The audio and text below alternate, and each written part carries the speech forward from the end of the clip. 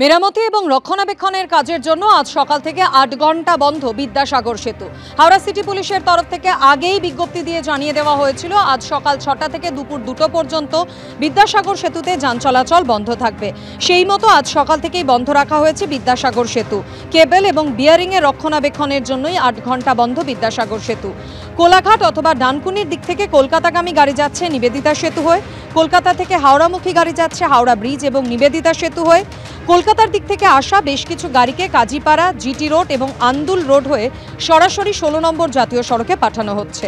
বেশ কিছু গাড়িকে শৈলেন মান্না সরণি হয়ে হাওড়া আমতা রোড দিয়ে সরাসরি নিবড়া হয়ে জাতীয় সড়ক অথবা মাইতিপাড়ার দিকে নিয়ে যাওয়া হচ্ছে।